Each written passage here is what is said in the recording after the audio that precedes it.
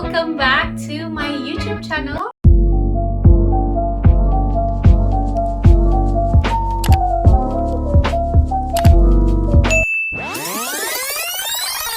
It's been a while guys since the last vlog ko. Pasensya na guys, tinatry ko talaga yung best ko na makapag-vlog or maka-upload ng videos, but sobrang busy talaga guys. But for today's video, I'm so excited. Kaya naka-sit down video tayo ngayon guys. Because I'm so excited to unbox this item, which is this one. Yan, dumating na siya kanina. Na-disinfect ko na din siya. So excited ako na i-unbox siya. Ito yung gift ko sa self ko for Christmas. Sobrang tagal ko na talaga tong gustong bilhin guys, but pinag-iisipan ko siya kung bibilhin ko siya or hindi. But I think ngayon is kailangan ko na talaga siya. As you all know guys, di ba na-share ko naman sa page ko, sa mga social media accounts ko na nakapag-sweldo na tayo kay YouTube. So, yun lang talaga yung hinihintay ko guys para bilhin ko to. Kasi gusto ko na yung first sweldo ko is mabili ko to. Or ito yung gusto kong bilhin.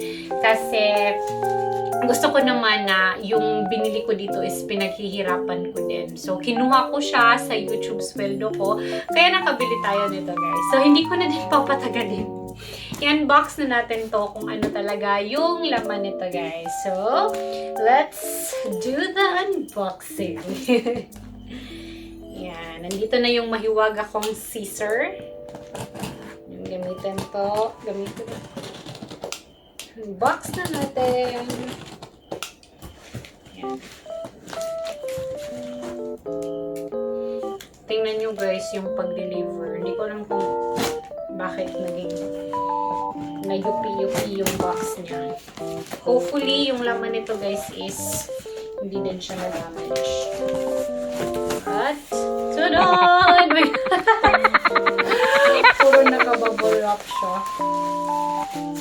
Tanggalin na natin yung bubble wrap. Wow! Nakuha ko yung free! Yan! Tada! Ito yung nabili ko guys. Ito yung DJ Osmo na packet. Sobrang tagal ko na talaga to guys na gustong mabili kasi gagamitin ko din siya for vlogging. And meron akong free na Osmo pocket extension rod. Kasi sabi doon, pag nasali ka sa first 30 na customer nila na nag-place ng order is meron kang free nitong Osmo pocket extension rod. So thank you so much DJI Osmo Manila for this free extension rod. So later ko na to guys i-unbox. Yung i-unbox talaga natin is this one. So ito yung Osmo Pocket na refurbished unit nila. So sabi doon, kasi nag-research ako guys, refurbished unit siya. Ito yung mga units na return sa kanila, and then yung mga minimal na complaints kung bakit to ni-return is chinek nila, and then repair nila. So, kaya, and after sa repair is pinak ulit nila, kaya linagyan nila ng refurbished unit. Pero so far, sa mga nakita ko guys na bumili ng ganito is wala naman silang problem. Kasi when return to is make sure din nila na ma-address yung concern ng item. So, yan. Nakalagay naman dito, linagay nila refurbished unit. Alam nyo ba guys, sobrang mura ko lang to nabili. Yung original price talaga nito is nag-reach siya ng 10 to 13K. But refurbished siya, kaya sinale siya for 7,999. But, nakuha ko siya sa 11/11. Alam nyo ba guys, ang laki ng nasave ko. Nakuha ko lang to for like 5,000 plus. Yan. So, maghintay kayo guys ng sale. So, baka sa 12/12 mag-sale din sila. So, sobrang mura ko na lang to nakuha. And meron pa akong free na this extension rod. So, sige, open na natin siya. Ayan, let's open this one. Ano ba to yung Hindi ko alam. So, yan. Dito pala guys. Yan.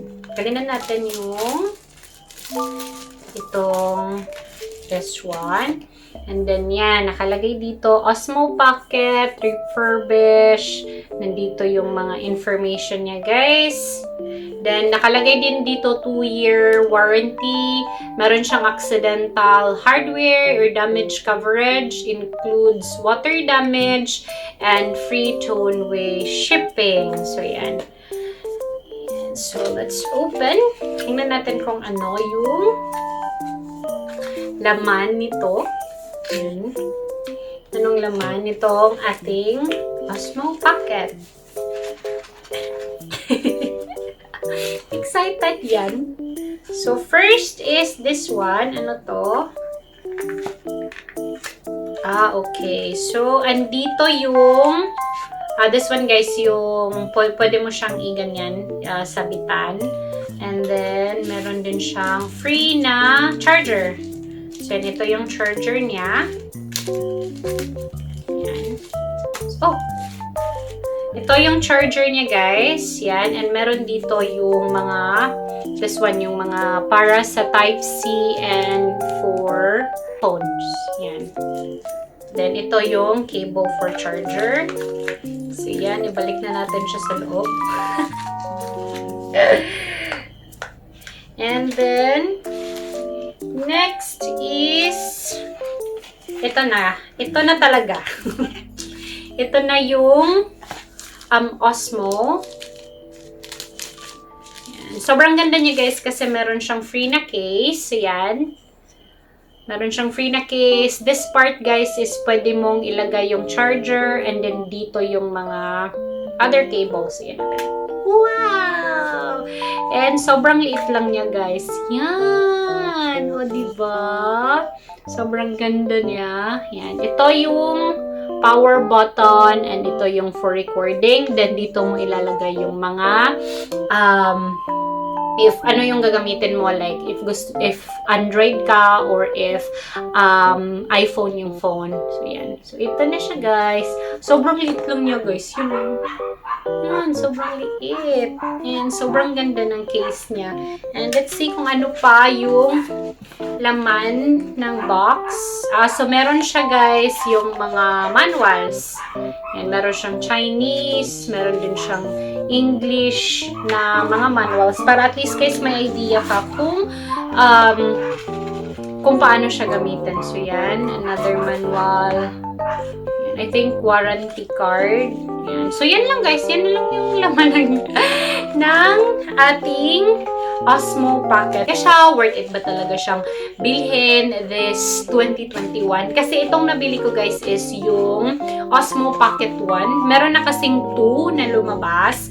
So, let's see if worth it pa bang gamitin tong 1 na Osmo Pocket. And then, even if like refurbished siya. So, tingnan natin.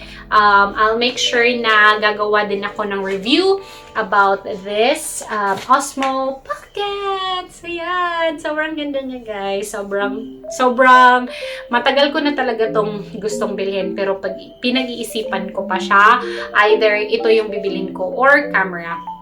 But for now is ito lang yung nakaya ng sweldo ko. Yung first sweldo ko sa YouTube. Kaya ito lang muna yung binili ko. And then siguro by the next sahod or sweldo ko is I'll buy as well yung camera. Para at least if ever meron tayong mga sit-down videos. So yun yung gagamitin ko. Pasensya na guys sa kapitbahay namin. Marami kasi silang mga doggies. So, yan. So, I'm so excited to use this Osmo Pocket. Don't worry because I'll make a separate video for the review.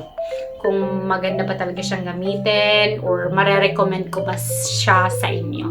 So, please watch our video for that one. So, I think that's all for today, guys. Gagamitin ko na to. Hindi na ako makapaghintay, guys. Isi-set up ko na to kasi meron tong setup. Meron siyang proper way of setting up. Kailangan meron ka noong app nila na DJI Memo ba yun? Pero linagay ko na siya sa phone ko para ma-activate. Para madali lang yung pag-transfer ng data, and then para pwede ko din gamitin yung phone ko kasi pwede mong i-attach yung phone mo dito, guys. So yan, if gusto mo nung malaking screen talaga. So yan na, guys. So I think that's all for today, guys. I hope na happy din kayo. So, I'll make a separate video for my review. And thank you so much for watching the video. Don't forget to subscribe and click the notification bell para updated kayo if may go akong videos kagaya nito. So, bye guys! See you next vlog!